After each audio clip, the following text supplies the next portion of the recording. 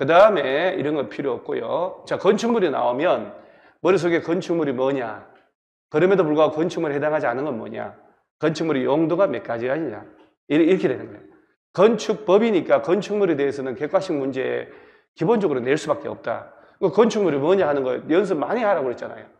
토지에 정착하는 공작물 중에 라고 출발해야 되는데 여러분 건축물 뭐냐 그러면 지붕과 기둥 뭐 이것부터 출발해요. 지붕부터 타요. 토지에 정착하는 공작물 중에 라는 얘기는 토지에 정착을 해서 인공을 가해서 만들었다. 지붕은 반드시 있어야 되죠.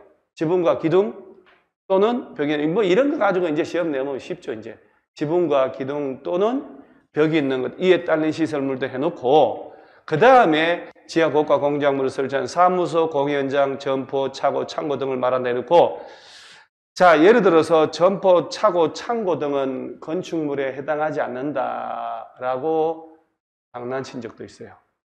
다 포함합니다요. 자 그러면 건축물이란 뭐냐 물어보면 이게 쉽지 않다니까 듣는가. 토지에 정착하는 공작물 중에 지붕과 기둥 또는 벽이 있는 거. 이게 부수된 시설물들 이것저것 포함해서. 자 그러면서 얘가 건축법이 적용이 안 되는 것 해놓고 시험 출제된 거 보면 이렇게 자주 나오잖아요. 이렇게. 26회, 28회, 30회, 32회 때 건너뛰고 그래서 문화재 철도 박스 2개, 수문 조작실 얘들 얘기하는 거예요. 얘들은 지붕과 기둥, 벽이 있다 하더라도 건축법 적용하고 안 하고 그래서 문화재나 가지정된 임시 지정된 문화재로 지정된 놈은 문화재 보호법에 따라서 관리가 돼야 되니까 건축물처럼 생겼다 하더라도 건축법 적용하면 안 되는 거예요. 건축가에서 손댈 게 아니라는 얘기예요. 그 문화재 그 다음에 이 니어는 외우지 않아도 무조건 언급을 할 때 철도, 궤도, 선로, 부지 안에 있는 이란 말을 반드시 써줘요. 철도, 궤도, 선로 부지 안에 있는 시설이니까 철도 용지잖아요. 지목이.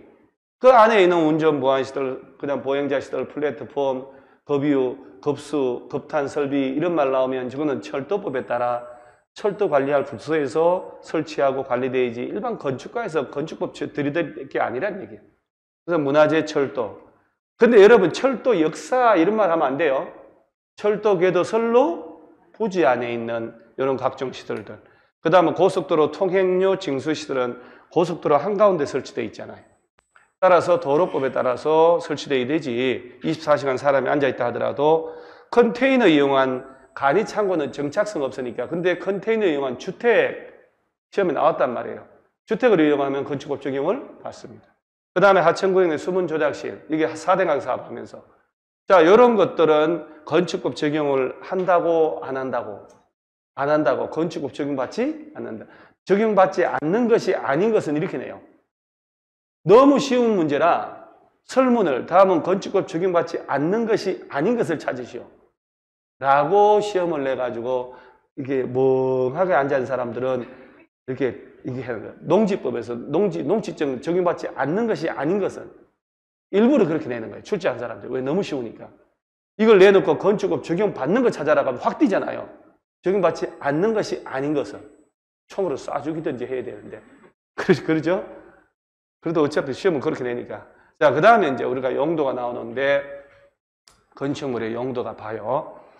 여러분들이요 단독주택 속에 다중주택, 다가구주택이 단독이라는 사실을 공동주택 쪽에 연립 다세대가 공동주택이라는 사실을 모르면 용도 지역 배울 때 자, 일종 일반주거, 일종 전용주간에서는 공동주택 중 연립 다세대, 단독주택, 다가구주택은 제외하고 일종 건생 중 가나, 다, 라목에 해당하는 그런 말 할 때 국토법에 있는 기초가 바로 여기서 나오는 거예요. 건축물의 용도 분류가 적당히 돼야 사실은 저 앞뒤에 법이 서로서로 연결이 잘 돼요. 그리고 건축법을 잘 해야 객관식 문제 주워 먹기도 쉽고 다른 법이 잘 연결이 잘 돼요. 그 취락지구, 자연취락지구, 농지법도 마찬가지고 다 그래요. 그래서 여기 2종 건생, 1종 건생 해서 이거 넘기려면 시간이 많이 걸리니까 저 208페이지부터 저기 215페이지까지 자 29번 뭐라고 돼 있어요? 양장시설까지 몇 가지가 있다고요? 그러니까 여러분요 건축물에 대장이 먼저 만들어져야 되죠. 등기부가 먼저 만드나요? 대장이 먼저 만드나요? 건축물 대장을 먼저 건축물 신축을 했잖아요. 그러면 신축을 하면 그래갖고 이제 구청 찾아가서 사용승인 받거든. 사용승인 신청하고 사용승인 떨어지면 건축물 대장이 만들어지면 이제 과세를 한단 말이에요. 세금을. 대장을 건축물 대장에 그 대장에 내 거라고 건축주가 올라가면 그 대장을 등본 띄어서 대장을 띄어서 자 이거 내 겁니다라고 보존 등기 신청을 해야 되는 거예요. 그 등기 신청은 대장을 띄어서 대장상 내 거라는 걸 입증한 사람이 보존 등기 신청하잖아요. 그리고 보존 등기 신청을 하고 난 다음에 등기부가 개설이 돼야 그 다음에 담보 설정하고 돈도 빌려 쓸 수 있고 얼구 저다 건져다. 그 다음에 매매로 건물 이전 등기하면 소유권 이전 등기 갚고 그러죠. 이걸 하게 되는 거예요. 그러니까 그런 기본 시스템을 자꾸 수업을 통해서 들어놓으시고 아셔야 돼요. 그러니까 건축물 대장에 건축물 용도는 올라가는 용도가 29가지라는 얘기예요. 29가지. 그 29가지가 토대가 또 돼야지만이 이따 알다시피 용도 변경도 수월할 거고. 그죠? 용도 변경. 용도 변경 객관식이 완전 단골이잖아요.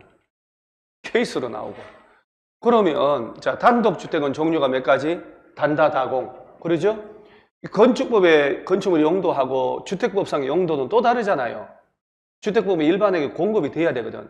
이제는 어느 정도 실력이 됐으니까 예를 하더라도 딴 데서 유사한 거 나오면 같이 머릿속에 이렇게 비교를 해가면서 공부를 해야 되거든요. 단독주택은 단다다공, 순수한 단독주택하고 다중, 다가구, 공간. 몇 가지? 4가지. 뭐 객관식에서는 요새 이런 요새 건축법에서는 건축물의 용도를 묻는 문제가 안 냅니다. 그래서 내가 얘기했죠. 그러니까 아저씨 한 사람이 그거 요새 나오지도 않는데 뭐하라고 우리 보고 이것도 외우라고 하냐고. 그래서 내가 요새 참 마음이 그분은 땀나는 학생이었거든요. 그래서 내가 심호흡을 3번 하고 안 해도 된다고 걱정하지 마시라고. 이건 안 나오니까 외우지 마시라고 하고 공부를 필요하신 분들은 외우시라. 왜? 국토법 기출문제 보시라. 국토계획법 기출문제를 보면 자, 매수 청구를 했죠. 10년 넘어서 매수 청구했을 때 매수하지 않기로 하면 허가 받아가지고 몇 층이야? 3층이야. 단독주택. 자, 단독주택도요. 여기서 말하는 순수한 단독주택만 허용해요. 다중 다가구는 안 돼. 단독주택 지을 수 있다. 1종 건생 지을 수 있다. 2종 건생 지을 수 있는데 단 안마 노래방 고시원 제외하고 있잖아요. 그럼 1종 건생 지을 수 있다라고 국토법은 얘기했는데 국토법에서는 1종 건생이 어떤 건지 설명하지 않아. 그런데 객관식 시험에서는 1종 건생 지을 수 있다라고 하면 이렇게 내는 거예요. 여기 1종 건생 있죠? 이렇게 한의원, 침수를 설치할 수도 이렇게 내놔요. 그럼 얘네들이 1종 건생이라는 걸 건축법에서 토대가 안 돼 있는 사람이라면 국토법이 돌아가지를 않는 거예요. 돌아가지를. 그러니까 출제한 사람이 국토법에서 용도를 모르면 못 풀게 내니까 당연히 여기서는 따로 용도를 안 물어봐도 공부를 지혜로운 사람 공부를 한다는 거 알아요. 그리고 여기 용도 공부 안 하죠. 국토법을 제대로 안 풀린다는 걸 알거든요. 그래서 예를 해야 되는 거예요. 예를. 그리고 딴 데서도 계속 나옵니다. 사실. 그러니까 얘가 용도가 직접적으로 나오든 안 나오든 우리는 예를 정리해놔야 전체적으로. 그리고 어차피 부동산이라고 그러면 토지 아니면 건축물 아닙니까? 그죠? 토지는 토지대장이잖아. 임야대장. 지목 28가지로. 그걸 토대로 토지 등기부 만들어요. 건축물은 용도 29가지. 그걸 통해서 건축물 대장을 만들고. 그러니까 어차피 결론은 토지 등기부, 건물 등기부잖아요. 그죠? 그러니까 기본 토대가 부동산은 절반은 땅, 절반은 건축물. 그러니까 지목 공부해야 되고, 건축물 용도 알아야 되고. 또 합격했다 쳐요. 행복부동산 개업을 했는데 손님이 와가지고 미장원 하려고 한 15평짜리 건물 구해주세요 라고 할 때 미장원은 건축물 용도가 1종 건생이잖아요. 그죠? 여기 보면 어디 갔니? 이 미용원 목욕장 세탁소 나오잖아요. 지금 얘가 1종 건생이니까 이렇게 건물 돌아다니다가 빈 건물이 있어서 무조건 임대차 소개를 하면 안 된다는 거지. 미장원 할 용도라면 건축물 빈 건물이 있다 하더라도 건축물 대장을 확인해서 제1종 건생으로 된 건물일 때 미장원이 영업허가가 난다는 얘기예요. 2종 건생으로 되어 있으면 미장원 집어넣으면 안 되는 거예요. 건축물 자체 용도를 바꿔야 돼요. 바꿔야 돼요. 독서실 하고 싶다. 빈건물 딱 이쁜데 나왔다. 1종 건생. 독서실 안 되죠. 독서실 2종 건생이니까. 그러니까 기본적으로 부동산 아무리 내가 봐도 시험에는 지목은 무조건 나오는 거 알죠, 여러분? 지목. 시험은 지목은 나오지만 현장에서는 지목 가지고 여러분들 아마 법적으로 골치 아픈 일이 없을걸요? 지목 가지고 뭐 이게 지목이 뭐지? 고민할 일이 없어요. 그런데 건축물 용도 가지고는 잘못하면 세입자 잘못 넣으면 안 되잖아요. 망신 나간다니까요? 부동산 중개 사무실을 개업을 하는데 도로 사거리 코너에 있는 건물이 딱 나오는데 너무 마음에 들거든요. 싸고. 결국 계약하고 인테리어, 부동산 인테리어까지 다 했다니까요. 당연히 얘가 그 당시엔 부동산 사무실이 2종이었거든요. 당연히 지는 2종 건생인 줄 알고 대장도 하고 실제 일이에요. 실제 일이에요. 인테리어 대단해서 구청에 갔더니 건축물 대장은 1종 건생으로 된 거예요. 어떻게? 부동산 못 하거든요. 그러니까 두 가지 방법.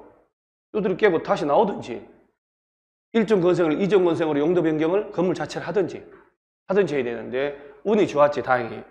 그 땅이 2종 건생이 허용되는 땅이었기 때문에 용도 변경이 가능했거든요. 1종 건생은 전용주거에서 다 되지만 2종 건생은 전용주거에서 안 되잖아요. 그러니까 안 되는 건물로 용도 변경은 법적으로 허용하지 않거든요. 운이 좋았던 거예요, 그 사람은. 그래서 건축주한테 쓸데없는 돈 들여서 건축사 사무실 가서 그 당시 한 150만 들었을걸요. 돈 들여서 건축물 대장 다 바꾸고 한 2번 건축가 공무원들 만나가지고 밥도 먹이고 그래서 건축물 대장을 바꿨기 때문에 인테리어가 꽁으로 안 날아갔죠. 기본적으로 건축물 대장을 확인하는 게 습관이 돼야 돼요. 그래서 기본적으로 건축물의 용도라고 하는 게 꼭 시험에서 툭 나온다가 아니라 우리는 기본적으로 이렇게 해놔야 잘 돌아간다는 공법 점수가 잘. 단독주택 중에 끝!